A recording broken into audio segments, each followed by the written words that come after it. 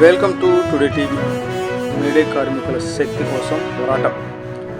AITUC May Day అనేది ఒక ఆచారం కాదు, అది ఒక పోరాటం. త్యాగం మరియు శ్రమ గౌరవం కోసం అసంపూర్తిగా మిగిలిపోయిన యుద్ధానికి సజీవ స్మృతి అని ఏఐటియుసి సిపిఐ నాయకులు మేడే విశిష్టతను తెలియజేశారు. 140వ మేడేను పురస్కరించుకొని సూళ్లూరుపేట తడ ప్రాంతాలలో వాడవాడల ఎర్ర జెండాలు ఎగరవేసి మేడే వేడుకలు నిర్వహించుకున్నారు.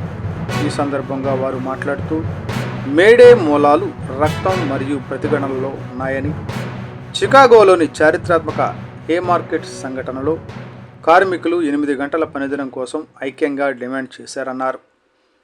1886 మే నెలలో యునైటెడ్ స్టేట్స్ అంతటా 10,000 మంది కార్మికులు సమ్మె చేశారు.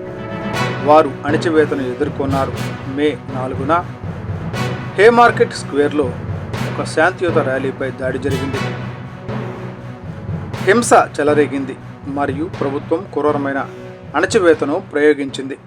కార్మిక నాయకులను అరెస్టు చేశారు, కల్పిత ఆరోపణలపై విచారించారు మరియు ఉరితీశారు. వారి అమరత్వం ఒక స్థానిక పోరాటాన్ని ప్రపంచ చిహ్నంగా మార్చింది. మేడే వేడుకల కోసం కాకుండా దోపిడీకి వ్యతిరేకంగా ధిక్కారం నుండి పుట్టింది.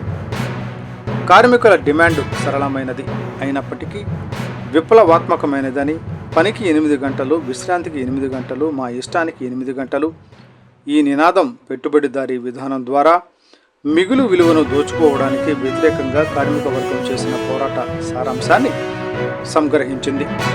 కార్ల్ మార్క్స్ స్పష్టం చేసినట్లుగా లాభాలను గరిష్టం చేయడానికి పనిదినాన్ని పొడిగించటం, శ్రమను తీవ్రతరం చేయడం ద్వారానే పెట్టుబడిదారీ విధానం వర్ధిల్లుతుంది.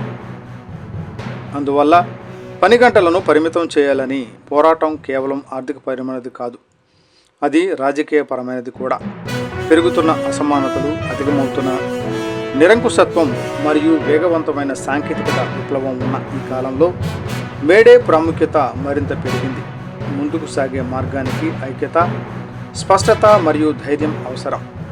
కార్మిక వర్గం విభేదాలకు అతీతంగా ఎదగాలి, హక్కుల క్షీణతను ప్రతిఘటించాలి మరియు నాణ్యమైన సమానత్వంతో కూడిన సమాజం కోసం తమ దృక్పథాన్ని స్పష్టంగా తెలియచేయాలి. అదే మేడే యొక్క నిజమైన స్ఫూర్తి అని వారు ఉద్ఘాటించారు.